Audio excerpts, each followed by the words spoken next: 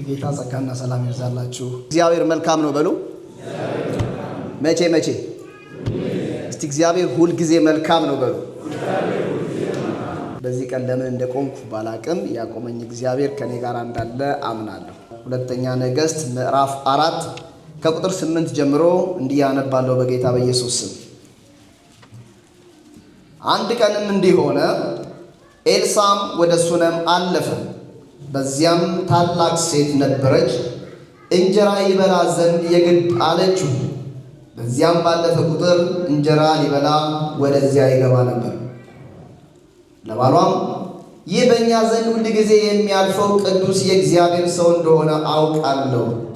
ትንሽ ቤት በሰገነቱ ላይ እንስራ፣ በዚያም አልጋ፣ ጠረጴዛ፣ ወንበርና መቅረዝ እናኑርለት፣ ወደ እኛም ሲመጣ ወደዚያ ይገባል አለችው።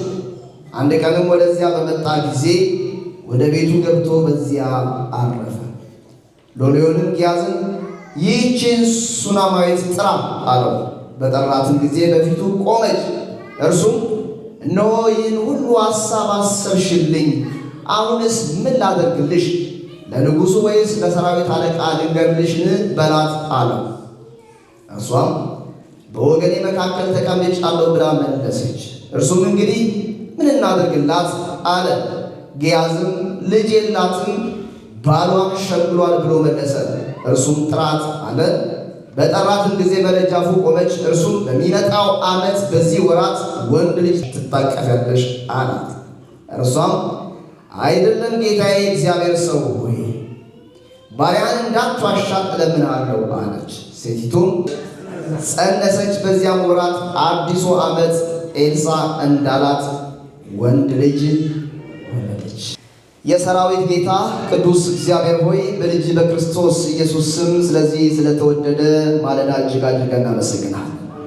እግዚአብሔር ሆይ በዚህ ጉባኤ መካከል ከፍ ብሎ ሊታይ የሚወድ ማንም የለም። አንተ ብቻ ልትልቅ እኛ ልናንስ ይገባልና በናዝሬቱ ጌታ በኢየሱስ ክርስቶስ ማለዳውን አንተ ግዛው። ይህንን ጉባኤ አንተ ግዛው። ይህንን ከተማ አንተ ግዛው። ሎኬሽኑን ሁሉ አንተ እንድትገዛ እንድትቆጣጠር በኢየሱስ ስም እንጸልያለን። ሰይጣን በሕዝብ ላይና በከተማይቱ ላይ በሎኬሽኑ ሁሉ እድል ፈንታ እንዳይኖረው በልጅ በጌታ በኢየሱስ ክርስቶስ ደም ሸፈንን። የመንፈስ ቅዱስ እሳት ከተማውን እንዲሞላ እንጸልያለን። ማንኛውም የጠላት አጀንዳ በስም ስልጣን ዝም ይበል። ቃል ይነገራል። እግዚአብሔር ሆይ ቃል እየተሰበከ ያለ ወንዶችና ሴቶች ልጆች በቃል እንዲበረቱ እንጸልያለን። በኢየሱስ ስም የታመሙ ሰዎች ቢኖሩ ቃልን እየሰሙ እያሉ ይፈወሱ። የተጨነቁ ቢኖሩ ከቃል ጉልበት የተነሳ ነፃ ይውጡ። አንተ ትልቅ ነህ፣ ታናሽ ባሪያን ደግሞ እርዳኝ።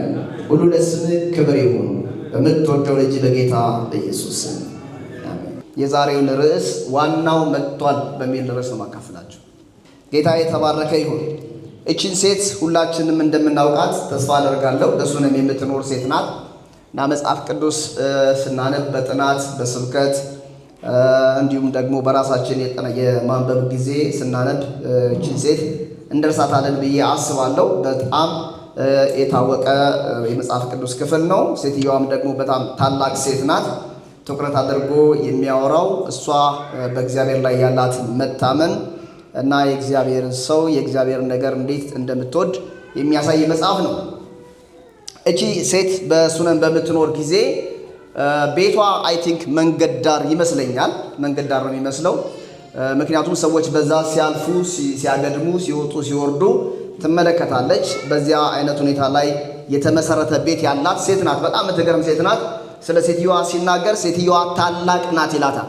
ታላቅነቷ በብዙ ነገር የተከበበ ነው የሚመስለው። አንደኛ በሀብትም ምንም የጎደላት ነገር እንደሌለ ተናግራለች። ሴትዮዋ ሁሉ ነገር ያላት ሴት ናት። ሲቀጥል ደግሞ በዘመዶቿም በጣም የተከበበች ሴት ናት። ዘመዶቿ መካከል ነው ያለችው። ከዛ ደግሞ መንፈሳዊ ማንነቷ ራሱ ታላቅ እንድትባል ያደርጋታል። እነዚህ ነገሮች ተሰባስበው ሴትዮዋን ታላቅ ሴት የሚል ስም ሰጥቷታል። እና እቺ ሴት እየኖረች ባለችበት በዚያ ዘመን በቤቷ ላይ እርግጠኛ ነኝ ኤልሳ ብቻ አይደለም የሚያልፈው፣ ነቢያቶች ብቻ አይደሉም፣ መጋቢያን ብቻ አይደሉም የሚያልፉት። በጣም ብዙ ሰዎች ያልፋሉ። ነጋዴ ያልፋል፣ አገልጋይ ያልፋል፣ እንስሳ ያልፋል፣ ሴቶች ወንዶች ያልፋሉ፣ ሽማግሌዎች፣ ወጣቶች፣ ህፃናት ያልፋሉ። በጣም ብዙ ሰው ያልፋል እና ትኩረቷን ግን የሳባት አንድ ሰው ነበረ። ያ ሰው ኤልሳ ይባላል። እና ኤልሳ ትኩረቷን ስዋታል። ሴትዮዋ ሁሉ ጊዜ ሲያልፍ ሲያገድል ታየዋለች። እና አንድ ቀን ለባሏ ጥያቄ አቀረበችለት። ይሄ በዚህ በበራችን ላይ ሁሉ ጊዜ የሚያልፈው የእግዚአብሔር ሰው ወደ ቤታችን ገብቶ እንደው ሰውነቱን ደገፍ አድርጎ በልቶ ጠጥቶ ቢወጣ ብላ አማከረችው። ስታማክረው ጥሩ ባል ነው ያላትና ምን ችግር አለ አንቺ ካመንሽበት ወጡን መስሪው አንቺ ነሽ አይነት ነገር ነው። ይግባ አላት። ይግባ አንቺ አቤው ይብላ ይጠጣ ይሄድ አላት። እና ሰውየው በዛ ሲያልፍ ኤልሳ ምግብ ቤት እንደከፈተ ያክል ነው። በቃ በምሳ ሰዓት የሚያልፍ ከሆነ ገብቶ ምሳ በልቶ ይሄዳል። በቁርስ ሰዓት የሚያልፍ ከሆነ ገብቶ ቁርስ በልቶ ይሄዳል። በራት ሰዓት ከሆነ ገብቶ እራት በልቶ ይሄዳል። እና ኦሬዲ ባልና ሚስት ፈቅደውለታል፣ ግባ ብለውታል። ባለፍ ቁጥር እዚህ ቤት ጎራ ሳትል እንዳትሄድ ብለውታል። ጎራ ብሎ ነው የሚሄደው። ይበላል፣ ይጠጣል፣ አረፍ ብሎ ጉዞውን ያደርጋል። ያው እንደምታውቁት ከኤልያስ ጋር አብሮ የነበረ የኤልያስ እጅ አስታጣቢ ነው፣ ነብዩ ኤልያስ ማለት ነው። እና የሚኖሩት በቀርሜሎስ ተራራ ላይ ነው። እንደምታውቁት 500ዎቹን 50ዎቹን ሰራዊቶች እሳት ወርዶ ይብላ ያለበት ተራራ ላይ ነው የሚኖረው የነበረው ኤልያስ። ኤልሳም እዛው ነው የሚኖረውና በበሩ አልፎ ወደ ቀርሜሎስ ተራራ ነው ኤልሳና ጊያዝ አልፎ የሚሄዱት ማለት ነው። እና በጣም በሚገርም ሁኔታ ኤልሳ ከጊያዝ ጋር በዛ ሲያልፉ እንደነገርኳችሁ ይገባሉ፣ ይበላሉ፣ ይጠጣሉ፣ ደግሞ ይሄዳሉ። ወደ ቤት የሚሄዱ ከሆነ ወደ ቀርሜሎስ፣ ወደ ሌላ ቦታ የሚሄዱ ከሆነ ደግሞ ወደ ሌላ ቦታ ይሄዳሉ። በእንደዛ አይነት መልኩ ምን ያህል ጊዜ እንደሆነ አላወኩኝም፣ ግን እየተመላለሱ እየበላ እየጠጣ ይሄድ እንደነበረ የመጣ እግዚአብሔር ቃል ይናገራል። እና እቺ ሴት አረካችም። ለምንድን ነው በልቶ ብቻ የሚሄደው? ይሄ የእግዚአብሔር ሰው በልቶ መሄዱ በቂ አይደለም። ስለዚህ ሌላ መላ እንዘይድ ብላ ምን አደረገች? ይግባና ደግሞ አረፍ ብሎ በልቶ አድሮ ይሄድ የሚል ሌላ አይዲያ አመጣች። እና ለባሏ ነገረችው። ለባሏ ድጋሚ ሌላ ነገር የኔ ባል ላማክር የፈለኩት ነገር አለ አለችው። ምንድነው ሲላ ይሄ ሰውዬ ዝም ብሎ በልቶ ጠጥቶ ከሚሄድ ለምን እንደው አረፍ ብሎ አድሮ እንዲሄድ ሰገነት አንሰራለትም ብላ ለባሏ አማከረችው። እንዳልኳችሁ በጣም ጥሩ ባል ነው። የዚህ ዘመን ባል ቢሆን ኖሮ ምን ይላል ብዬ ሳስብ እቺ ሴትዮ ባለፈው ምግብ ብላ ስትል ዝም አልኩ፣ አሁን ደግሞ ጭራሽ ቤት ይደር ያለች ምንድነው ሌላ ሪሌሽንሺፕ አላት እንዴ ምናምን ብሎ ይጠረጥራል። የሆነ ወዳጅነት መስረታለች እንዴ ብሎ የሚጠረጥር አይነት ይመስለኛል። በመንገድ ላይ የሚሄደው ሰውዬ ይግባ ይብላ ይጠጣ ከዛ ደግሞ ይደር ስትል ከባድ ነው። እና ከማደሩን ባሻገር ደግሞ ምንድን ያለችው ሰገነት ይሰራለት አለች። በሰገነቱ ላይ አልጋ ይግባለት፣ ጠረጴዛ ይግባለት፣ መቅረዝ ወይም ደግሞ መብራት ይግባለት አለች። በብሉይ ኪዳን ዘመን እነዚህ ነገሮች ከተሟሉ ቤቱ ሙሉ ነው ማለት ነው። ያኔ ቲቪ ምናምን ስለሌለ እና ጠረጴዛ አለ፣ ወንበር አለ፣ አልጋ አለ፣ መብራት አለ። ይሄ ይግባለት። ከዛ በመጣ ቁጥር አርፎ አድሮ ወደ ቤቱ ይሄዳል አለች። ባልየውም ተስማማ። ሰገነት ተሰራለት፣ ተነገረው። ምሳ በልቶ እንደለመደው ሊሄድ ሲል ኖ ዛሬ የተለየ ነገር ነው ማለት ምንድን ነው? አሁን ሰገነት ላይ ቤት ሰርተንልሃል። ገብተህ በልተህ ጠጥተህ መሄድ ብቻ አይደለም፣ አርፈ አድረ ቀስ ብለህ ደግሞ ሲነጋ ቁርስን በልተህ ነው የምትሄደው አይነት ነገር ነገረችው። ኤልሳም ጥሩ ሰው ነው እሺ አለ። ሴትዮ ምን አስባለች ማለትም ገባ እና ተጀመረ ደግሞ ማደር ማለት ነው። ክብር ለኢየሱስ ይሁን አላችሁ። እና ተጀመረ። ይገባል ኤልሳ፣ ይበላል፣ ይጠጣል፣ ከዛ ሰገነቱ ላይ ይወጣል፣ ያድራል፣ ከጊያዝ ጋር ይሄዳል። በጣም ውለታ በዛበት። እኔና እናንተም ብንሆን እንደዚህ የተደጋጋሚ ውለታ ሲደረግልን ያሳስበናልና ውለታ ስለበዛበት ጊያዝን እስቲ ለዚህ ሴትዮ ምን እናድርግላት ጠይቃታል፣ ጥራታል። ሴትዮዋ መጣች፣ ጨዋናት፣ በር ላይ ቆመች። በቃ በጣም ውለታ ውለሽልናል። መብላት መጠጣት ማረፍ፣ ሁሉ ጊዜ መብላት መጠጣት ማረፍ ሆነና እኛ ደግሞ ከኛ የሚጠበቀውን የሆነ ነገር እናደርግልሽ ዘንድ ፈልገናልና ምን እናደርግልሽ ብሎ ጠየቃት ይላል። አጠገባቸው ያለው ሰው ጨብጡትና ሁሉ ጊዜ አትጋበዝ፣ አንዳንድ ቀን ጋብዝ በሉት። ጥሩ ነው። ሁሉ ጊዜ የምትጋበዝ ከሆነ ጥሩ አይደለም። አንዳንድ ሰው ሁሉ መጋበዝ የሚፈልግ ሰው አለ እና ቁጭ ይላል ጠረጴዛ ላይ ዞር ዞር ይላል። ከዛ በኋላ የሆነ ሰው ሲመጣ ብላ እሺ ብሎ ይበላል፣ ወይ አብሮ ይበላል፣ ወይ የበላውን ይከፈልለታል፣ ይሄዳል። ይሄ ጥሩ አይደለም እና አንዳንድ ቀን መክፈል ጥሩ ነው። አሜን በሉ። ሁሉ ጊዜ መጋበዝ፣ ሁሉ ጊዜ ከሰው መጠበቅ ጥሩ አይደለም። አንዳንድ ቀን ከኛም የሚጠበቀውን ደግሞ ማድረግ ጥሩ ነው እና ኤልሳ እንደዛ አይነት ልብ ነው ያለው። ህሊናው ይሰራል፣ መንፈሱ ብቻ አይደለም። እና ለምን ብሎ ጠየቃት። ሴትዮዋ እኔ በወገኖቼ መካከል ተቀምጫለሁ፣ ምንም የሚጎርልኝ ነገር የለም፣ ምንም የምፈልገው ነገር የለም። እኔ እኮ አንተን ማብላትና ማጠጣት ማሳረፍ ለእኔ ደስታ ነው እንጂ ከአንተ ምንም ኤክስፔክት ያደረኩት ነገር የለም አለችው። በእኛ ዘመን 100 ብር ኤርታይም ከላከልህ ከዛ ቃል አውጣ ይላል። ቀጥሎ ፓስተር እዚህ የለም ማለት እዚህ የለም ሌላ ቦታ ነው። ወደኛ ወደ ጆሐንስበርግ አካባቢ 100 ብር ኤርታይም ይልክልና የእግዚአብሔር ሰው ቃል አውጣ ይላል።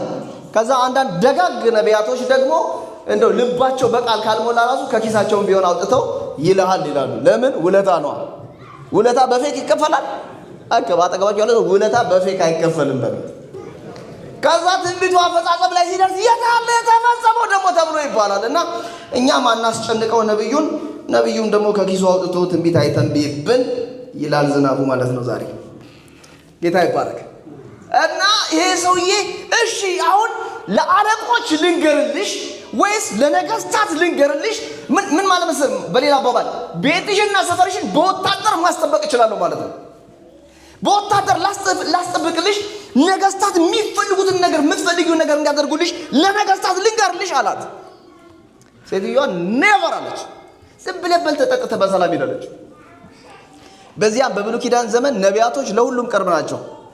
በመጀመሪያ ለነገስታት፣ ለአለቆች፣ ለጄኔራሎች፣ ለመቶ አለቆች ቅርብ ናቸው ከህዝቡ በተሻለ መጠን ማለት ነው። ሲቀጥል ደግሞ ለእግዚአብሔር ቅርብ ናቸው ነቢያቶች። እና እግዚአብሔርን ቀጥታ ታገኘው ወይ በካህናት በኩል ወይ በነብይ በኩል ነው የምታገኘው። ዛሬ ይቻላል፣ እያንዳንዱ ቤቱ ሆኖ ጌታን ማግኘት ይችላል። በብሉይ ኪዳን ዘመን እንደዛ አይደለም። እግዚአብሔርን ከፈለክ ወይ በካህን ወይ በነብይ በኩል እና ባለስልጣናትን ከፈለክ ወይ በካህናት ወይ በነብይ በኩል ነው የምታገኘው። ኤልሳ ደግሞ አክሰሱ አለው እና ምንም ነገር ላደርግልሽ ይችላለሁ። ነገስታት ፊት ይዤ ጉዳይሽን መቅረብ ይችላለሁ። አለቆች ፊትም ጉዳይሽን ይዤ መቅረብ ይችላለሁ። ብቻ የምትፈልጊው ነገር በፍጹም ምንም አልፈልግም ማለት። ከዛ በኋላ እሷ ሄደች። ስትሄድ ኤልሳ በጣም ተጨንቋል። ምን ይሻላል አላ ለጊያዝ አማከሩ። ምን እናደርግላት? ሴትዮ ምንም ነገር አልፈልግም ማለች። ዝም ብሎ በልቶ ጠጥቶ መሄድ አይከብድም አይነት ነገር አላት ማለት አለው። ሲለው ጌታዬ ሴትዮዋ እኮ ጎደሎ ነገር የለኝም ማለች እንጂ ጎደሎ ነገር አላት አለ። ምንድነው የጎደለው ነገር ሲላት፣ የጎደለው ነገር እዚህ ቤት ልጅ የለም ማለት። አንደኛ ልጅ አለመኖር ብቻ ሳይሆን ባሏ ራሱ ሸምግሏል። እንውለድ እንኳን ብለው ቢያስቡ ልጅ የመውለድ አክሰስ የላቸው። ኢፍ ፖሲብል ማለት ነው። ከቻልክ ልጅ አምጣ ማለቱ ነው። ጊያዝ ጥራት አለ። ከዛ ተጠራች። በጣም የምትገርም ሴት ናት። ምን ያመላልሱኛል አላለች። መጣች። ስትመጣ የዛሬ ዓመት በዚህ ጊዜ ወንድ ልጅ ትታቀሳለች። ሴትዮዋ አሜን አላለች። የእግዚአብሔር ሰው እንዳትዋሽ ያለች በጣም ታምረኛ ሴት ናት። ምን ማለት መሰላችሁ? እኔ ለአገልጋይ ያለኝ ልብ በጣም ጥሩ ነው። አገልጋይ ወዳለው አገልጋይ ማብላት፣ ማጠጣት፣ ማልበስ፣ መንከባከብ ደስ ይለኛል። ግን አሁን የተናገርከው ትንቢት ከሁኔታዎቹ አንጻር የመፈጸም አቅሙ በጣም ሬር ነው። ሳይፈጸም ከቀረ ከዓመት በኋላ አንተን ብቻ ሳይሆን ሌሎች አገልጋዮችን መቀበል አቅም አይኖረኝም ማለት ነው ሲተረጉ። ስለዚህ እንዳትዋሸኝ፣ ልቤን ጥሩ የሆነውን ልቤን እንዳታበላሸው አይነት ነገር ነው ያለችው። እንዳታበላሸው ልቤን ስትለው ሂጂ በቃ አላት። ሄደች ሴትዮዋ ይላል መጽሐፉ። ያው እንግዲህ በጣም ስብሰብ ተደርጎ ነው የተጻፈው። ስንት ጊዜ እንደቆየች አላወኩም። ብቻ መጸነሷን መጽሐፉ ይናገራል። አጠገባቸው ያለውን ሰው ጨብጡትና ባጣኸው ነገር ላይ ታምራት ይሆንልሃል ማለት፣ በዘገየው ነገር ላይ ታምራት ይሆንልሃል ማለት። ዋና የከተማ ዋና የነቢያቶች ዋና ጭንገፋን ያቆመ ዋና ኤልሳ ቤቷ ገብቶ ያጣችውን ነገር ሰጣት። ጸነሰች ይላል። እኛ ጋር አንድ ተረት አለ። ልጅ ከሆነ ይገፋል፣ ቦርጭ ከሆነ ይጠፋል የሚባል ስማ። ልጅ ከሆነ ምን ይላል? ይገፋል። ቦርጭ ከሆነ ይጠፋል። አንድ 3-4 ቀን ከጾምክ ቦርጭም ከሆነ ሙሽሽ ይላል። ልጅ ከሆነ ግን ብትጾምም ምን ይላል? እየገፋ እየጨመረ ይመጣል። እና የሴትዮዋ ሆድ እየጨመረ የመጣ ይመስለኛል። ኤልሳ ከዛ በኋላ ስንት ቀን ቤቷ እንደገባ መጽሐፉ አይናገርም። ቀርቶ ይሁን እስክትወልድ ድረስ ሳትወልድ በመሃል በእርግዝናው ወቅት መጥቶ ይሆን አይዶን። ግን በጣም የሚገርመው ልጁ ተወለደ አደገ ይላል። አይሆፕ ይመስለኛል የ5 ዓመት የ6 ዓመት ልጅ ሲሆን ልጅ ከአባቱ ጋር መሄድ ይፈልጋል። ወንድ ልጅ ከሆነ በተለይ ከአባቱ ጋር መውጣት ይፈልጋል። እምቢ ካለ ያለቅሳል። ያው እንደምታውቁት አጨዳ ወቅት ላይ ይሄ ልጅ አይሆፕ ዝም ብዬ ከ5 እስከ 7 ዓመት ይመስለኛል አባቴ ጋር ካልሄድኩ ብሎ አስቸግሮ በአጨዳ ሄደ። በጣም በአጨዳ ጊዜ ታውቃላችሁ ፀሐይ ነው ያለው። ይሄ የበጋ ፀሐይ ሲከካው ልጁን ራሱን አመመው። ከዛ በኋላ ለአባቱ እንደዚህ አባቴ ራሴን አለው ይላል። ከዛ ሎሌውን ጠራናና እናቱ ጋር ወሰደው ልጁ ራሱን አሞታል ብሎ ላከው። ለእናቶች ክብር ይሰጣቸውና አብዛኛውን ችግሮቻችንን የልጆቻችንን የቤታችንን ችግር የሚጋፈጡት እህቶች ናቸው አይደል? አዎ ሲያማቸው እህቶች፣ ሲቆሽሹ እናቶች፣ አብዛኛውን ነገር ሲንከባከቡ እናቶች፣ ሲወድቁ እናቶች፣ ሁሉ ቦታ ላይ ከልጆች ጋር አብሮ የሚያሳልፉ እናቶች ናቸውና በተለይ የእስራኤላዊና የኢትዮጵያዊ እናቶች አንድ ናቸው። እና ምን አደረገ? ሎሌው ይዞ ልጁን ሄደ። በጣም ባህላችን ተመሳሳይ ነው። ልጁ ያው የ6 ዓመት ልጅ ስለሆነ ጭኗ ላይ ከምታስቀምጠው ጎኗ ላይ አስቀምጣው ጭኗ ላይ አስተኛችው ይላል መጽሐፉ። እና አስተኝታው ጭንቅላቱን እየደባበሰችው ያ ትኩሳት ይኖራል። የራስ ምታት ያመመው ሰው ታውቃላችሁ። እንኳን ልጅ ትልቅ ሰው ራሱን ሲያመው በጣም ከባድ ነው። ያቃሰተ ሊሆን ይችላል። እየደባበሰችው ልታስተኛው ጭንቅላቱን እየደባበሰችው እያለ ልጁ በዛው አሸደበ። ምን ማለት ነው? እስቲ ሞተ በሉ። ሞተ። በስንት መከራ የተወለደ ልጅ፣ በትንቢት የመጣ ልጅ ደስ ብሏቸው ድክ አባብዬ ማሚ ምናምን ማለት በጀመረ ጊዜ ሞተ ይላል። ከሞቱ ደግሞ አሟሟቱ የሞተው ደግሞ እናት ጭን ላይ ነው፣ እናት እግር ላይ፣ እናት እጅ ላይ እዛው ሞተ ይላል። በጣም አሳዛኝ ታሪክ ነው። እናት እጅ አይደለም አባት ልጅ ላይ በእንደዛ አይነት ሁኔታ ልጅ እየተፈለገ እየተናፈቀ ያለበት ቤት ላይ የመጣ ልጅ ሲሞት እንዴት ከባድ እንደሆነ ማወቅ ለኛ አይከብደንም። እና እናት ናት ምን ያህል የልብ ስብራት እንደሚገጥም እንዴት ልትጮህ እንደምትችል ሳስበው የሚያስብል ነገር ነው የገጠማት። ወይኔ ልጅ ጎረቤት ተሰብስበው እንዲያቃብራት የምትጮህ ነው ብዬ ስጠብቅ ሴትዮዋ ልጇን ቁጭ አድርጋ አንስታ ወስዳ ሰገነቱ ላይ ለነብዩ የተሰራው ቤት ውስጥ ከፍታ የነብዩ አልጋ ላይ አስተኝታ ወደ አጨዳ ቦታ ሄደች። በጣም የምትገርም ሴት ናት። ለባሏ አልነገረችውም፣ ሞታ አላለችውም። ሐዘኗን ጨክና ይዛ ጥርሷን ነክሳ ለማንም ሳትናገር አንድ ሎሌና አህያ ስጠኝ አለችው። ምንድነው ሲላ የእግዚአብሔርን ሰው ላይ ሄዳለሁ አለች። እንዴ አሁን ሰንበት አይደል መባቻ አይደል? በዚህ ጊዜ ለምንድን ነው የምታስቸግሪው አላት። አሁን እኔ ያልኩን ብቻ አድርግልኝ ስጠኝ አለች። ይህ ምን ያለ ባል እንደሆነ በጣም ኮሚትድ የሆነ ሚስቱን የሚያምናት አይነት ባል ነው። ምሳ በልቶ ይሄድ፣ እራት በልቶ ፈቀደላት፣ ይደር ፈቀደላት። አሁን ደግሞ ጭራሽ ቤቱን ይሄዳለች። ከዛ ሰጣት፣ ሎሌና አህያ ሰጣት ይላል። አላለቀሰችም። አለቀሰች የሚል አታነቡ። ሐዘኗን ይዛ አትስጠኝ እያልኩት እንዳትዋሸኝ እያልኩት ባልወልድ አይሻልም ነበር ወይ አይነት ነገር ነው። የትኛው ነው ሐዘኑ ከፍ ያለው? ሳይወልዱ መኖር ነው? ከወለዱ በኋላ ተስፋ ያደረጉት ልጅ መሞት ነው? ሳይወልዱ መኖር አይሻልም? ሳይወልዱ መኖር ይሻላል። በቃ ቁርጧን አውቃለች ሴትዮዋ። ተመችቷታል። በቃ ባልወልድም ጌታ መልካም ነው ብላ እየኖረች ባለበት ሰዓት የመጣው ልጅ አደገኛ ሐዘን ይዞባት መጣ። ስለዚህ ቀጥ ብላ ወደ ነብዩ ሄደች። ምክንያቱም እሷ እግዚአብሔርን አታውቅም። እሷ የምታውቀው ነብዩን ነው። ልጅ የመጣላት በነብዩ በኩል ነው። ምንም እንኳን ልጅ የሰጠ እግዚአብሔር ቢሆንም ቀጥታ ግንኙነቷ እሷ ዋናዋ የእሷ ዋና ኤልሳ ነው። ርዕሴን ምንድን ነው ብያቸዋለሁ? ዋናው ምን ብሏል? መጥቷል። በጣም በሚገርም ሁኔታ አታዘግየኝ፣ እኔ ቆም እስክልህ ድረስ እንዳትቆም አለችው። ለሎሌው ፍጠን አለችው። እየፈጠኑ ሲሄዱ ኤልሳ ከሩቅ አያትና ይቺ የምትመጣው ሴት ሱነማይቱ ሴት ናት አለው። ምን እንደሆነች አላውቅም፣ ጉዳዩን እግዚአብሔር ከኔ ሰውሮታል። እስቲ ፍጠንና ጠይቃታል። ጊያዝ በጣም አደገኛ ነው በኢንፎርሜሽን። እንዳልኳቸው ቅድም መጀመሪያም ሲገባ ቼክ እያደረገ ነው የገባው። ቤት ውስጥ ምን አለ፣ ቤት ውስጥ ምን የለም፣ ቸርች ውስጥ ምን አለ ምናምን የሚል ማለት ነው። እና ሲገባ መጀመሪያ ቼክ አድርጎ በመገለጽ ሳይሆን በኢንፎርሜሽን ነው ልጅ እንደሌለ ያወቀው። አሁንም ደግሞ የኢንፎርሜሽን ሰው ስለሆነ እያሮጠ ሴትዮዋ ጋር በሰላም ነው ደህና ነው ሲላት ሁሉ ሰላም ነው አለችው። ሴትዮዋ ቤት ሰላም ነው? በጭራሽ ሰላም አይደለም። ከዛ ቢጎትጉታት አልነገረችውም። ከዛ በኋላ እየሮጠ ከእሷ ጋር አብሮ ወደ ኤልሳ ጋር ደረሱ።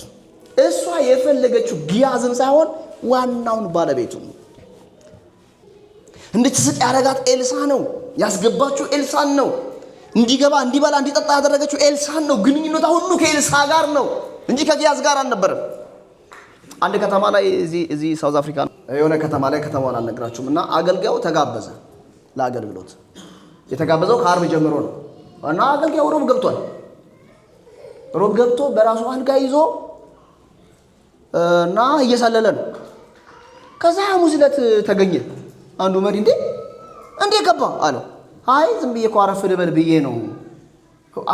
አርብ ትገባለህ ብለን እየጠበቀ ነው ሲለው አሁን ዝም ብዬ እንደው እናንተንም ከማስቸገር አረፍ ብዬ ለማገልገል ስለፈለኩ ነው። ለካ ሰውየው ተደብቆ ታርጋ እያየ ነው። ሊጠራው ከአርብ ጀምሮ ሊጠራው ታርጋ ቁጥሩ እና የመረጃ አጠገባቸው ያለው ሰው እግዚአብሔር ይቀባል መረጃ አትፈልግ በሉት። እና በመረጃ የፌስቡክ የታርጋ ቁጥሩ መረጃ በጣም የተቸገርንበት ብዙ ጊያዞች ያሉበት ዘመን ነውና እና ጊያዝ በጣም የመረጃ ሰው ነው። ኤልሳ ደግሞ የመገለጥ ሰው። ደረሱ ኤልሳ ጋር። ሴትዮዋ ተንደርድራ ሄዳ ሮጣ የኤልሳን እግር ያዘችው። ጊያዝ ደግሞ ትንሽ ብሎ ከነብዩ እግር ላይ ምን ልታደርግ ነው? ጎት ተዋታል። ልቧ አዝኖባታልና ተዋታል። አላልኩም ወይ አለችው። መጀመሪያውኑ እንዳትዋሽኝ አላልኩም? ምንድን ነው የተፈጠረው? ያ እኔ ሳልጠይቅህ ይምጣ ብለህ ያመጣኸው ልጅ ሞቷል። ስለዚህ እንዳመጣኸው መልሰህ እንደገና አምጣው እንጂ ይሄ ልጅ በእንደዚህ አይነት መልኩ አይሄድም አለች። መልስ ልጄን አለች። በጣም ከባድ ነው። እኔ ብሆን ምን እንደምሆን ሳስብ እዛው ውሃ መሆን ይመስለኛል። እናንተም ብትሆኑ ምን እንደሚሰማችሁ አላውቅም። ትንቢቱን ተንቢያችሁ ልጁ ሞቶ ልጁን መልሱ ብትባሉ ምን እንደምትሆኑ ሳሚ ምን እንደምትሆን አላውቅም። መልሰው ልጄን አለች። አምጣው ራስህ ስትለው ከዛ እሺ ችግር የለም አለና ኤልሳ በል ወገብህን ታጠቅና ይሄንን በትር ይዘህ ሄደህ የልጁ ፊት ላይ ዱብ አድርግበት ልጁ ይነሳል አለው ማለት። ጊያዝ ሁለተኛ መልእክት አልሰማም። ብርቅ ብሎ ኖ አለች። እሷ እኔ የምፈልገው ዋናውን ነው አለች። የምፈልገው አንተን ነው። ልጅ ይምጣ ያለ ጊያዝ ሳይሆን ኤልሳ ነው። ስለዚህ እኔ ኤልሳ ነው የምፈልገው ጊያዝ እንዳይሄድ አለች። ጊያዝ ቅድም ሮጦላል።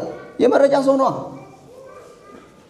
እንደው ጊያዝ ወስዶ ሄዶ ልጁ ፊት ላይ በትሩን ሲያደርገው አይነሳ፣ ቢደግመው አይነሳ። እግዚአብሔር መልካም ነው። እንኳን አልተነሳ እንጂ ቢነሳ ኖሮ በስማ ማስታወቂያ በማስታወቂያ ነው የሚያደርገው። የሞተ በእጃችን ተነስቷል። ሃሌሉያ አይመስላችሁ? እንደዛ ነው ይመስለኝ። እኔ ሳስበው በጊያዝ እጅ ያለች ተነስቶ ቢሆን ኖሮ የሱንም ከተማ ድብልቅልቅ ነው የምትሉ። ጊያዝ እየዞረ ብትር ሳስቀምጥበት የሞተው የ5 ዓመት ሕፃን ልጅ ተነስቷል። እግዚአብሔር ከኔ ጋር ነው። እያንዳንዳችሁ ፈውስ የምትፈልጉ እኔ ጋር እንድትመጡ ምናምን ብሎ ሽባ ይተረተራል፣ ታምራት ይሆናል፣ አጋንንቶች ይወጣሉ የሚል ማስታወቂያ የሚሰራ አይመስለኝም። እና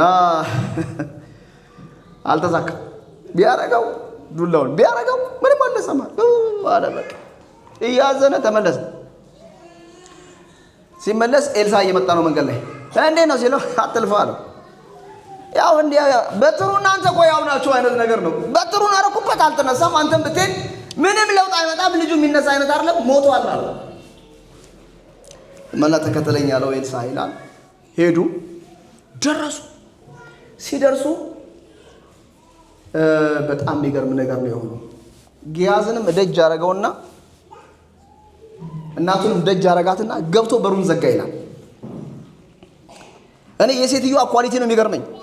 ለምንድን ነው የራሳቸው አልጋ ላይ ያላስተኛችሁ ብዬ አስቤያለሁ። እንደ ሰው ለምን የራሳቸው አልጋ ላይ የአባቱ አልጋ ላይ አባቱና እናቱ አልጋ ላይ ለምን አላስተኛችሁም? ኦኬ የልጁ የራሱ አልጋ ላይ ለምን አላስተኛችሁ ብዬ ሳስብ ያደረገችበት ምክንያት ባልየው የኤልሳን መኝታ ክፍል አይከፍትም፣ ጨዋል። ስለዚህ ነገር እንዳያበላሽ በጣም ጥሩ የሚሆነው ነቢዩ አልጋ ላይ ማስተኛት ነው። አባትየው ሲመጣ ይበጠብጣል፣ ልጅ ሞተ ብሎ ደግሞ እንዳይበጠብጥ ብላ ይመስለኛል። አንዳንድ እህቶች ከአባቶች የተሻለ ጠንካራ ልብና እምነት አላቸው እና ስለዚህ ባልየው እንዳያይ አድርጋ በሰገነት ውስጥ ነው ያደረገችው። መጡ፣ በሩን ዘጋና ኤልሳ ያደረገው ነገር በጣም ይገርማል። አይኑን በአይኑ ላይ፣ አፉን በአፉ ላይ፣ እጁን በእጁ ላይ አድርጎ ሬሳው ላይ ስንት ጊዜ ተኛ ይላል? 7 ጊዜ ተኛ ይላል። አንተ ሬሳ ላይ ይተኛል? አይከብድም? ሬሳ ላይ መተኛት በጣም ነው የሚከብደው። ደሜ እንዴት ነው ሬሳ ላይ መተኛት አይከብድም? በአጠገብ መቆም ራሱ አንዳንድ ፊልም አይታችኋል? ሊፍት ውስጥ ምናምን ያስገቧቸውና ሬሳ አስመስለው ሰውየውን አስተኝተው ከዛ በኋላ ዘግተውባቸው ይወጣሉ። ከዛ ሬሳው እግሩን ሲያረግ ይደነግጣል። ሰውየው ከተነሳ መግቢያ መውጫ ነው የሚያጠው። አንድ ተረት የሚመስል ነገር አውቃለሁና ዶክተሩ ሬሳ ክፍል የሚሰራ ዶክተር ነው እና ሬሳ ክፍል ስትገባ ደህና አደርኩ አትልም። ማን ደህና አደርክ ትላለህ? የሞተ ሰው ነው ያለው። እና ሬሳ ክፍል ሁሉ ጊዜ የገባ አንድ ቀን ተማረረ። እኔ ምን አይነት ሰው ነኝ? አንድ ቀን እንኳን ገብቼ ደህና አደራችሁ ምለው ሰው የሌለኝ ሰው ነኝ። ከሬሳ ጋር ደውሎ ስቆርጥ ስሰፋ በቃ ምናምን እያለ እየተማረረ ሄደና ደረሰ። ሲደርስ በሩን ክፍት ሲያደርገው የሬሳ መሃል ተጠቅልሎ ተኝቷል። ከዛ አሰብ አደረገና እንደምን አደራችሁ ሙታኖች ሲል ከሬሳው መካከል ወፍራም ትልቅ ጥቁር ብርግ ብሎ እንደምን አደሩ ዶክተር አላቸው። ዶክተሩ ፊቱን አዙሮ ሩጫው፣ አረ ዶክተር ምን ሆነ? ዞር በሉ ማን ያዙ? ሩጫው እቤት ውስጥ ይገባ ድረስ። ለምንድን ነው እንደዛ የሆነው? ሰው ሬሳ ይፈራል። አጠገባቸው ነው ሬሳ ትፈራለህ ወይ ብሎ ምን አለ? ያስፈራል አይደል? ሬሳ በጣም የሚያስፈራው የሚያስፈራውን ሬሳ 7 ጊዜ ለዛውን ዝም ብሎ አይደለም፣ በእጅ አይደለም የነካካው፣ አይኑን በአይኑ ላይ፣ አፉን በአፉ ላይ። በጣም ከባድ ተኛ። 1 ምንም የለም፣ 2 ምንም የለም። ኤልሳ ቢገባ ነው እኔ ነገር ይከለ ቅድም ነገር ያለው እኮ ጅላውን ሳረግ እምቢ ብሏል።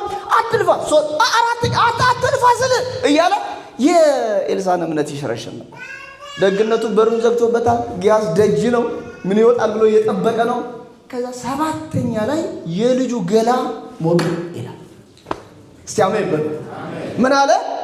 ሞቀ ይላል። ጥሩ ነው የሞቀ ነገር። ምግብ ራሱ ስንበላ አሁን ውሃ ራሱ ማሞቅ ጀምረናል። የሞቀ ትኩስ ነገር ነው የፈለገውና በተለይ የሰው ገላ ቀዘቀዘ ከተባለ ሰውየው ሞቷል ማለት ነው። እና እግር አካባቢ ነው ቼክ የሚደረገው ይባላል። ሰው ታሞ ከሆነ እግሩ ስትነካው እግሩ በረዶ ከሆነ ሰውየው ነብሱ እየወጣች ነው ይባላል። እና ቀዝቃዛ ነው ሬሳ። ያ የቀዘቀዘ ሬሳ መሞቅ ጀመረ።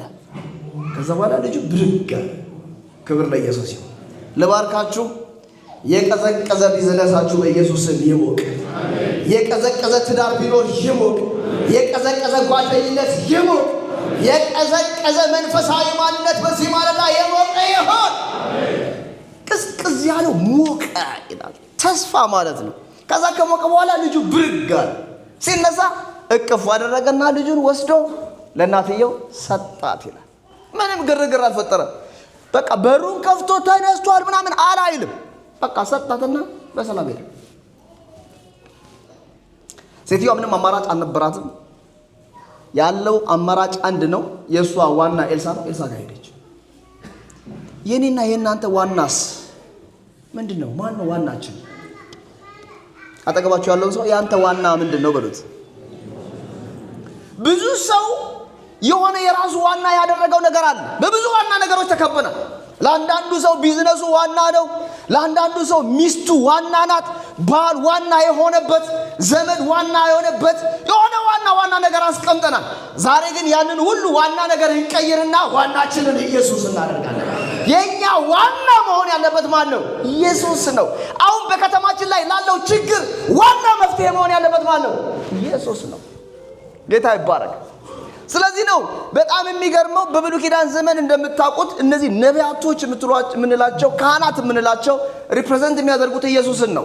ኢየሱስ እስከሚመጣ ድረስ በጣም እነ ሙሴን እና አብርሃምን መጥቀስ ትችላላችሁ። እነ ኤርሚያስን እነ ኢሳይያስን መጥቀስ ትችላላችሁ። እነዚህ ሁሉ የኢየሱስ ክርስቶስን ስራ ምን እንደሚመስል የሚያሳዩ ጊዜያዊ መፍትሄ ያላቸው ግን የሚያዛልቅ ነገር የሌላቸው ናቸው። እነ ኤልያስን የምታዩዋቸው ሄደዋል። እነ ኤልሳም ሄደዋል። ግን የማይሄድ ሁሉ ጊዜ የሚሰራ ዋና አለ። እሱ ማን ይባላል? እሱ ኢየሱስ በሉ። ኢየሱስ ነው ዋናችን። እና ሊሊ የዘመረችው መዝሙር ደስ ይለኛል። ዋናዬ ኢየሱስ ነው፣ ሌላው ሁሉ ከንቱ ነው። ዋናዬ አላስነካም፣ ያለ እርሱ ትርፍም የለኝ። በኢየሱስ ከሚመጡብኝ የሚሰጡኝ ይቅርብኝ፣ በጌታ ከሚመጡብኝ የሚያጎርሱኝ ይቅርብኝ። ዋናዬ ኢየሱስ ነው፣ ሌላው ሁሉ ትርፍ ነው። ዋናዬ አላስነካም፣ ካለ እርሱ ትርፍም የለኝ። ክብር ለኢየሱስ ይሁን። አጠገባችሁ ያለውን ሰው ያንተ ዋና ማን ነው? የኔ ዋና ኢየሱስ ነው በሉት። በጣም የሚገርመው በማቴዎስ ወንጌል ምዕራፍ 14 ላይ እግዚአብሔር ቃል ሲናገር የሚወደኝ ቢኖር እኔ ምን አደርገዋለሁ? እወደዋለሁ፣ አባቴም ደግሞ ይወደዋል። ከዛ ወደ እሱ እንገባለን፣ ከእሱ ጋር ምን እናደርጋለን? መኖሪያ እናደርጋለን ይላል። ዮሐንስ ራእይ ላይ ደግሞ ምዕራፍ 3:20 ላይ ደግሞ ሄዳችሁ ስታዩ እነሆ በደጅ ቆሜ አንኳኳለሁ፣ ማንም ድምፄን ቢሰማ በሩንም ቢከፍትልኝ ወደ እርሱ ምን እላለሁ? እገባለሁ። ከእሱ ጋር አብሬ ራት እበላለሁ ይላል። ክብር ለኢየሱስ ይሁን። የኤልሳ ታሪክ ይህንን ነው የሚመስለው። ዝም ብሎ የሚያልፈውን ሰውዬ ይግባ ማለት ነው። ኤልሳ እንደገባ ወደ እኛ ቤት ማን ይግባ? ኢየሱስ ይግባ። በደጅ ቆሞ የሚያንኳኳ አንዳንድ ይሄን ሰዎች ብዙ የሚጠቀሙት ለአዲስ ክርስቲያን ነው። እነሆ በደጅ ቆሞ የሚያንኳኳለሁ የሚለው ለአዲስ ክርስቲያን ነው የምንጠቀመው አብዛኛውን ጊዜ። ለእኛም ነው። ስንቶቻችን ኢየሱስ ደጅ ነው? ስንቶቻችን ቤት ላይ ጌታ ኢየሱስ ክርስቶስ ሲያንኳኳ አልከፈትንለትም? አይታችኋል። ያቺ ሴት እንደዚህ ስላለች ውዷ መጥቶ በቃ በቆንዳላው ላይ ወይም ደግሞ በአፍሮ በጎፈሬው ላይ እንደኔ አይደለም እንደ ኤሊዬ ማለት ነው ጎፈሬ ያለው የሷ ጓደኛ እጮኛዋ በደጅ ቆሞ ሲያንኳኳ አልከፍትም አለችው። ምን ነው ሲላት እግሬን ታጥቤያለሁ፣ እንዴት አድርጌ አሳድፈዋለሁ? ልብሴን አውልቄያለሁ፣ እንዴት አድርጌ እንደገና ለብሳለሁ? ስለዚህ ተነስቼ ላንተ ልብስ ገና ለብሼ ከምከፍት ባልከፍት ይሻለኛል ስትለው እጁን በቀዳዳ አስገብቶ ቻው ብሏት ሄደ ይላል። ዛሬ ኢየሱስ ክርስቶስ ለኔና ለእናንተ እንደዚህ ነው የሚለን፣ በደጅ ቆሜ አንኳኳለሁ፣ ማንም ድምፄን ቢሰማ በሩንም ቢከፍትልኝ ወደ እርሱ እገባለሁ። ኤልሳ ሴትዮዋ ቤት ገብቶ ራት እንደበላ ኢየሱስ ከኛ ጋር ራት ሊበላ ይፈልጋል። ማንም የሚወደኝ ቢኖር እኔ እወደዋለሁ፣ አባቴም ደግሞ ይወደዋል። በጣም የሚገርመው ኤልሳ እያደረ እንደሄደ እንዲሁ ጌታ ኢየሱስ ክርስቶስ እኛ ቤት ገብቶ ማደር ብቻ ሳይሆን መኖር ይፈልጋል። መኖሪያችን በዛ እናደርጋለን። ሁል ጊዜ ከእናንተ ጋር አብሬ እሆናለሁ ያለው ጌታ እንዲህ ይላል። አጠገባችሁ ያለው ሰው ጨበጡትና ጌታ አንተ ቤት ውስጥ አለ ወይ በሉት። በትዳርህ አለ ወይ በሉት። በስራ አለ ወይ በሉት። ለራሳችሁ መልሱ። ጥያቄውን እኛ ጠየቅን እንጂ መልሱ ለራስ ነው የሚቀረው። እውነት ኢየሱስ ዝም ብሎ እያለፈ ነው? እንደዛ እንደሚያጋፉት ዘመን ዝም ብሎ ከሚያጋፉት መካከል አንድ ሴት ብቻ እንደነካችሁ ቸርች ውስጥ እንደዛ ይሆን? ግር ብለን ምተን ከኢየሱስ ጋር ተላልፈን ይሆን ወደ ቤታችን የምንሄደው? ወይስ ኢየሱስን ልባችን ላይ አንግሰነው ከኛ ጋር የሚኖር ጌታ አለ? ልባችን ላይ ጥቅ ብሎ የሞላው ይሄ ዋናችን ኢየሱስ ነው ወይስ ማን ነው የሚለውን ዝም ብዬ አስባለሁ። ዋናችን በቤተ ክርስቲያናችን መጥቷል። አሜን ነው ወይ? ድጋሚ ኢየሱስ ዋና ሊሆን በቤተ ክርስቲያናችን መጥቷል። በትዳራችን ላይ መጥቷል። በከተማችን ላይ መጥቷል። በሎኬሽን ላይ መጥቷል። ይሄ ዋና አንድ ነገር ነው የሚፈልገው፣ የእኛን ፈቃደኝነት ይፈልጋል። እንደውም ኤልሳ እኔ ልግባ ብሎ ጠይቆ አይደለም፣ ሴትዮዋ አየችና ይሄማ መግባት አለበት አለች። ዛሬ የሰራዊት ጌታ እግዚአብሔር እንደዚህ ይላችኋል፣ ወደ ቤታችሁ፣ ወደ ከተማችሁ፣ ወደ ቤተ ክርስቲያናችሁ፣ ወደ ስራ ቦታችሁ ሊገባ መጥቻለሁ ይላችኋል። እስቲ ጮክ በሉና ኢየሱስ መጥቷል በሉ። ኢየሱስ አንድ ጊዜ መጥቷል በስጋ፣ ከዛ በኋላ ሄዷል። ድጋሚ እመጣለሁ ብሎናል። ሊወስደን ነው የሚመጣው። አሁን ደግሞ ሁሉ ጊዜ ይመጣል። በቀንና በማታ በአንዳንድ አምልኮዎቻችን ላይ ይመጣል። በመኪናዎቻችን ላይ ይመጣል። ሳናየው ሪኮግናይዝ ሳናደርገው ተላልፈን የኖርንበት ዘመን ብዙ ነው። ዋናችን እሱ አይደለም። ብዙ ጊዜ የኛ ዋና ነገር ሌላ ነገር ነው። ከዚህ የተነሳ ብዙ ነገራችን ዝብርቅርቅ ብሏል። አሁን ግን ዋናችን ወደኛ ይመጣል። ዋናችን ወደ ቤታችን ይገባል። ዋናችን ወደ ከተማይቱ ይገባል። ኢየሱስ ክርስቶስ ጌታ። አይታችኋል። አሁን ባለው ሁኔታ ላይ ወዴት እንጮዋለን? ራማፎሳ አይሰማንም፣ ፖሊስ አይሰማን፣ ማኒሲፓሊቲ አይሰማንም። የሚሰማን ግን አንዳለ የኛ ዋና አይኖችን ወደ ተራራ አነሳው ረድኤቴ ከወዴት ይምጣ እንደሚል ልክ እንደዚህ አይነት ዘመን ላይ ያለን ይመስለኛል። ለካስ ረድኤቴ ሰማይና ምድርን ከሰራ ከማን ዘንድ ነው? እግዚአብሔር ዘንድ ነው። እኛ ኢትዮጵያውያኖችን የሚያዋጣን አይኖቻችንን ወደ ሰራዊት ጌታ ወደ እግዚአብሔር ማንሳት ብቻ ነው። ወደ እሱ ስናነሳ ይሄ ጌታ ወደ ከተማችን ይመጣል። በጣም ለእግዚአብሔር ቀላል። አሁን ያለንበት ሲቹዌሽን ለኛ በጣም ከባድ ነው፣ ከአቅም በላይ ነው። ለእግዚአብሔርስ ቀላል ነው።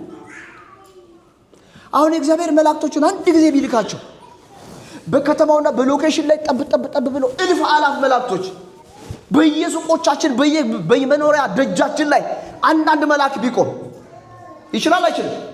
ይችላል። ዘን ማን ይገባል? ማንም አይገባም።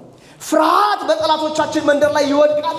ጭንቀት ይወድቃል። ቋንቋቸውን የመደበላለቅ አቅም ያለው እግዚአብሔር ከኛ ጋር ከሆነ ማን ይቃወመናል? ብቻ እግዚአብሔር ከማን ጋር ይሆን? ዛሬ በእውነት እንጸልያለን። እግዚአብሔር በዚህ ከተማ ላይ ታምራት ያደርጋል። ለምን መጥቻለሁ ብሎ ካለ አውርቶ አይደለም የሚሄደው። ሰው ነው እመጣለሁ ብሎ መኪና መንገድ ላይ ጎማ ፈነዳብኝ ይላቸዋል። በጣም ከዛ የባሰ አስቸጋሪ ነገር ገጠመኝና ቀረው ይላል። እመጣለሁ እንዳለ የሚመጣ የኛ ጌታ ብቻ ነው። አሜን ነው ወይ? ጮክ በሉና ኢየሱስ ይመጣል በሉ። መቼ ይመጣል ካላችሁ ዛሬ ማታ ይመጣል።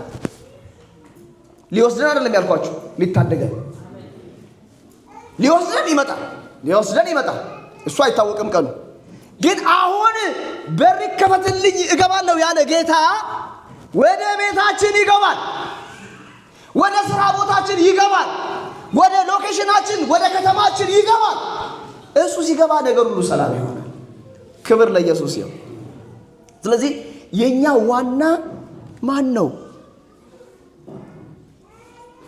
ኢየሱስ ክርስቶስ ዛሬ ለኔ በልቤ የሞላው መጥቻለሁ። ወዴት ካላችሁኝ ወደዚህ ቤተ ክርስቲያን ዋናው ኢየሱስ መጥቷል። ወደ እያንዳንዱ ግለሰብ ህይወት ኢየሱስ መጥቷል። ወደ ከተማችሁና ወደ ሎኬሽናችሁ ወደ ስራ ቦታችሁ ኢየሱስ መጥቷል። ማስገባትና አለማስገባት የማድረሻ ነው። የኛ ድርሻ ነው። እነሆ በደጅ ቆሜ አንኳኳለሁ። አይገርምም? እንኳን እግዚአብሔር ሰው እንኳን ሲያንኳኳ ይከፈታል። የብዙ ሰዎች ልብ ለብዙ ነገር የተከፈተ ነው። ለእግዚአብሔር ነገር ግን የተዘጋ ነው።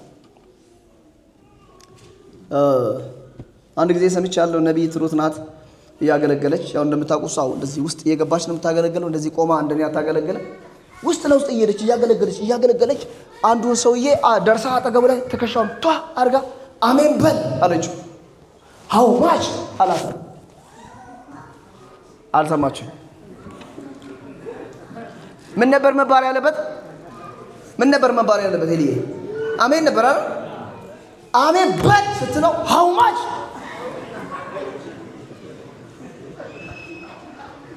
ሰውየው ምን እያደረገ ነው? ቸርች ውስጥ እየሸጠ ስቶክ እያደረገ ነው። የለም ቸርች አየ ቦዲ ፕሬዘንት ማይንድ አብሰንት ነው የሚባለው ማለት። አጠገባችሁ ያለው ሰው ጨብጡና ቸርች አትሽጥ በሉት። ታሱ ከሸጥክ ይበቃል። እና ብዙ ሰው እዚህ ቁጭ ብሎ ኦኬ ምናምን ይላል። እዛ አንዳንዱ አገር ቤት ደርሶ ይመለሳል። እዚህ ቸርች ቁጭ ብሎ አንዳንዱ ሱቅ ደርሶ ይመጣል። ሸጦ የሚመጣም አለ። አንዳንዱ ደግሞ እዛው ጋርድ የሚያደርግም አይጠፋም። እዚህ ስንመጣ ሁሉን ዘግተን ለኢየሱስ ልባችንን ከፍተን ብቻ ልንቀመጥ ይገባል። ያ ጌታ ልክ ከፍት ስታደርግለት ከቃሉ ጋር አብሮ ይገባል። ውስጥ ላይ የገባው ጌታ አንተ ካላባረርከው በስተቀር አይሄድም። ዝም ብሎ ካንተ ጋር ይኖራል። ካንተ ጋር ኖረ ማለት ሰላም፣ በረከት፣ ደስታ የተጠበቀ ይሆናል። ዋናው ምን ብሏል? መጥቷል። እኔ ትንቢታዊ ቃል እየተናገርኩ ነው። ለዚህ ከተማ እግዚአብሔር እድል ሰጥቷል። ይሄ እድል ምንድነው? እኔ መጥቻለሁ። ከእናንተ የሚጠበቀው ከፍታችሁ አስገቡኝ። የት? ልባችሁ ላይ በመጀመሪያ አስገቡኝ። ቤታችሁ፣ ትዳራችሁ ላይ፣ ጓደኝነታችሁ ላይ፣ በስራ ቦታችሁ ላይ፣ በከተማችሁ ላይ፣ በሎኬሽናችሁ ላይ ምን አርጉኝ? አስገቡኝ። ዋናውን ማን አርጉ? እኔን አርጉ። አሜን ነው ወይ? የኛ ዋና መሆን ያለበት እሱ።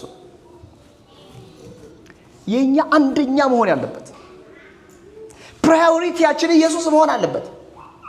ብቻ ዝም ብለን ክርስትና ስሙን ይዘን እንደው ጴንጤ ተብለን እንደው ወንጌላሞች ቤተክርስቲያን ምናምን ተብለን ኢየሱስ ውስጣችን ከሌለ ሁሉ ጊዜ አንኳኩቶ የሚመለስ ከሆነ ሁሉ ጊዜ አንኳኩቶ የሚከፍትለት ካጣ በጣም አስቸጋሪ ነው። ስለዚህ ልንከፍት ይገባል። እናንተ መኳንንቶች በሮቹን ምን አድርጉ? ክፈቱ። የክብር ንጉሥ ይግባ። ይህ የክብር ንጉሥ ማን ነው? እግዚአብሔር ነው። ኃያል የሆነ ብርቱ የሆነ ገዢ የሆነ ነገሮችን በአንድ ቅጽበት መቀየር የሚችል የሚለውጥ ኃይለኛ እሱ ነው።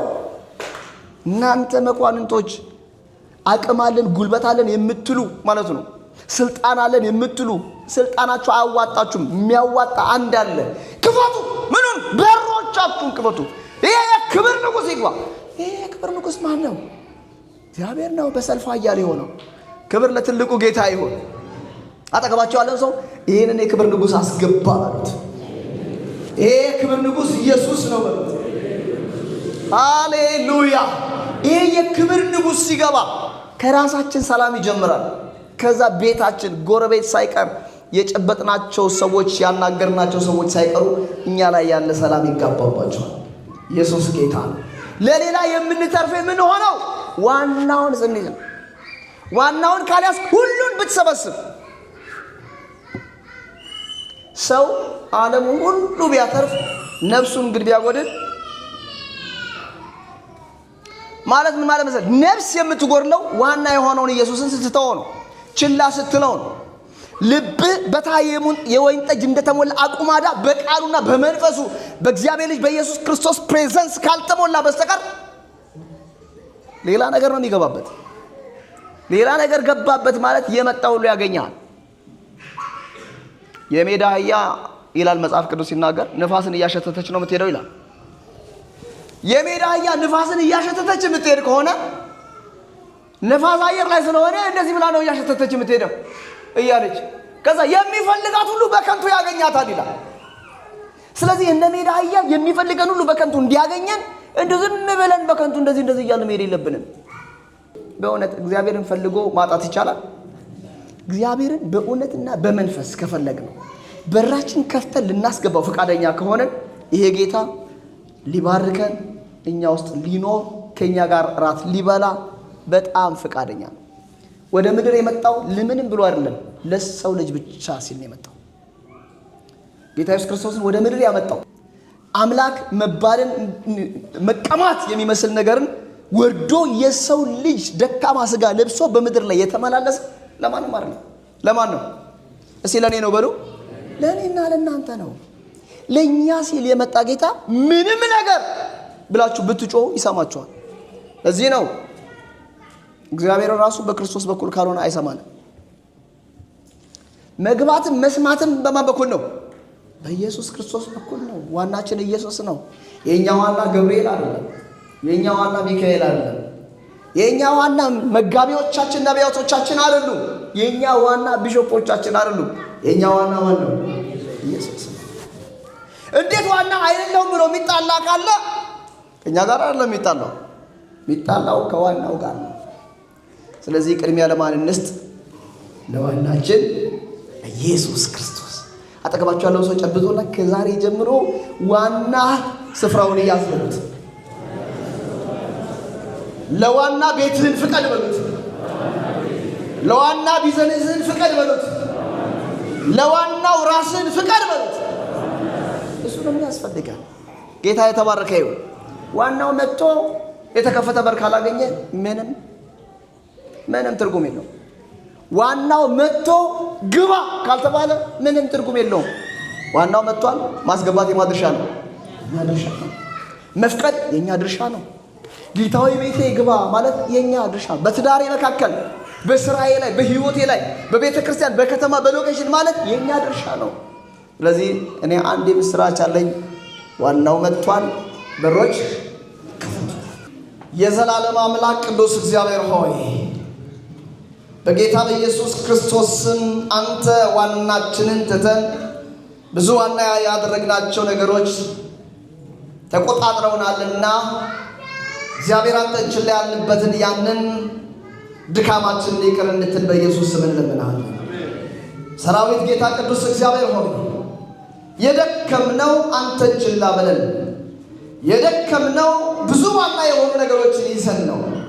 የዛነው ብዙ ዋና ነው ብለን የያዝናቸው ነገሮች ሊያበረቱን ስላልቻሉ በናዝሬቱ ጌታ በኢየሱስ ከዚህ ቀን ጀምሮ እግዚአብሔር ሆይ አንተ ዋናችንን እንከተላለን፣ ዋናችንን እናስገባለን። ያለፈውን በደላችንን ይቅር እንድትል እንጸልያለን። በእኛ ላይ ዋና ሊሆኑ ሊሰለጥኑ የሚፈልጉ ሁሉ የተዋረዱ ይሆኑ በናዝሬቱ ጌታ በኢየሱስ እግዚአብሔር ሆይ አንተ ገዣችን፣ አንተ የበላያችን፣ አንተ ዋናችንን እንድትሆን ዛሬ በራችን ከፍተናል። በኢየሱስ በሕይወታችን ላይ አንተ ጣልቃ ግባ። በኑሯችን ላይ አንተ ጣልቃ ግባ። በከተማችንና በቤተ ክርስቲያናችን ላይ አንተ ጣልቃ ግባ።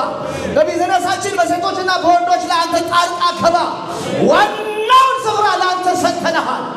እግዚአብሔር ልጁን ኢየሱስ ክርስቶስን ሲልክልን ለኛ ትርፍ የሚሆንበትን ለኛ መልካም የሚሆንበትን ለኛ ማምለጫ የሚሆንበትን መንገድ ያበጀልን፣ ወደ እግዚአብሔር መግባት የምናገኝበትን ድፍረት ያበጀልን። ስለዚህ በዚህ ነገር አሁንም ወደ እግዚአብሔር እንጮኻለን። በኢየሱስም የከተማው አለቃ ነኝ ያለ መንፈስ የተመታ ይሆን በናዝሬቱ ጌታ በኢየሱስም። በእኛ ላይ ገዥ ይሆናል ያለ አውሬ የተገደለ ይሆን አማላፋታካቸው ተቀበሉ በኢየሱስም ይመታ። እሱ ጉባኤው ጮክ ብሎ በኢየሱስም ይመታ ይበል። አውሬው የተመታ ይሆን፣ ዘንዶ የተገደለ ይሆን፣ በሰው የሚጠቀም ይመታ። አቱካታስ በናዝሬቱ ጌታ በኢየሱስም ቀን የቀጠረ እበላለሁ ያለ እውጣለሁ ያለ አዘጋለሁ ያለ የተመታ ይሆን። ጉባኤው አሜን ይላል። በኢየሱስም የተመታ ይሆን። ከተማይቱ ላይ የእግዚአብሔር እሳት እንዲዘንብ ጸልያለሁ። ለጠላቶቻችን ድንጋጤ ይሆን። እግዚአብሔር ሆይ የዚህ ከተማ አለቃ እኔ ነኝ ያለ ሳውዝ አፍሪካን እንቆጣጠራለሁ ያለ አጋንንታዊ አሰራር የፈረሰ ይሆን።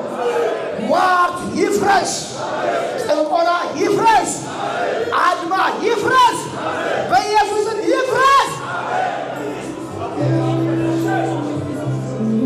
እግዚአብሔር ይነሳ፣ ጠላቶቹም ይበተኑ፣ የሚጠሉትም ከፊቱ ይሽሹ። ጢስ እንደሚበን እንደዚህ ይብነኑ ተብሎ እንደተጻፈ በኢየሱስ በእኛ ላይ የወጣ አጀንዳ የፈረሰ ይሁን። ጢስ እንደሚበንን ይብነን። የእኛ ዋና አንተ ነህ። የከተማችን ዋና አንተ ነህ። የሥራ ቦታችን ዋና አንተ ነህ። የሎኬሽናችን ዋና አንተ ነህ። ዋና ሊሆን የፈለገ የተዋረደ ይሁን በኢየሱስም የተዋረደ ይሁን። ኢየሱስ በመካከላችን ስላለ መንፈሱም ስላልተለያ እኔ ዋናው አለ መጥቻለሁ ስላልክ አንተን ጌታ ሆይ እናመሰግንሃለን፣ እናከብርሃለን፣ ከፍ እናደርጋለን። በእልልታና በጭብጨባ ጌታን አመስግኑት ወገኖቼ። የትኛው ነገር ይጥፋ፣ የእኛ ዋና ከመጣ ሁሉንም ነገር ያሻግራል። ዋናችን ኢየሱስ ነው። ሃሌሉያ! ዋናችን ኢየሱስ መጥቷል። ሃሌሉያ! ዋናችን ከመጣ ባይሩን ያሻግራል። ዋናችን ከመጣ ከእሳት ውስጥ ያወጣል። ዋናችን ከመጣ በሽታን ይፈውሳል። ዋናችን ከመጣ ዋናውን ይመታል። ሃሌሉያ! ዋናችን ከመጣ ዋናውን ይመታል። ዋናችን ከመጣ ዋናውን ይመታል። እኔ አለው መጥቼ አለው መጣለው ያሉት ያነቃል። በእናንተ ሰው ዋናው እየመጣ ነው። አትፍራ በሉና ንገሩት። ሃሌሉያ! ዋናችን መጥቷል። አትፍራ ብላችሁ አጠገቡ ያለውን ሰው ንገሩት። ሃሌሉያ! እስኪ አይኖቻችሁ ክፈቱና አይኖቻችሁ ክፈቱና ዋናው መጥቷል እያላችሁ አይደለም? ዋናው እየመጣ ነው እያለን አይደለም? ዋናው ኢየሱስ ቀድሞ መጥቷል። ዛሬ አንድ ነገር ልንገራችሁ። ባሪያ ምንም አላወቀም። እኔ አንድ መልእክት አለኝ። እሱ ባለው ላይ ዋናው መጥቷል ከተባለ ካመናችሁ ዋና ቀድሞ ከዚህ ከተማ ላይ ወጥቷል። ዋናው በዚህ ከተማ ላይ ወጥቷል። ዋናው ሰው ያዙና ዋናችን ኢየሱስ መጥቷል። ምንም አናውንም ብላችሁ ንገሩ። አንዳንድ ሰዎች ቆሞ ነው የሚያየው። አጠገቡ ያለው ሰው ያዝና ዋናው ኢየሱስ ወደ አንተ መጥቷል እና ንገሩ። ዋናው ኢየሱስ ወደዚህ ከተማ መጥቷል እና ንገሩ። ዋናው ስለመጣ ዋናውን ይመታል። እስኪ ሰራ ብላችሁ ዋናው ይመጣል በልባካችሁ። ሃሌሉያ! ዋናው ስለመጣ ዘንዶ ይቀጠቀጣል። ዋናው ስለመጣ ዘንዶን እግዚአብሔር ይወጋል። ያንን በራቷን ይላል የእግዚአብሔር ልጅ ምን ሆነ ስለምንመጣው ወጋ ይችላል። ዋናው ይወጋል። የዋናው ወገብ ይወጋል። ጃላቦራ ታናካቲያ ደስ የሚል መንፈስ ነው መጣው። ደስ የሚል መልእክት ነው መጣው። በዚህ ምድር ላይ ዋና ነኝ ብሎ ያወጣው ዋናው ስለመጣ ይመታል። እስኪ ጮክ ብላችሁ አሜን በሉ።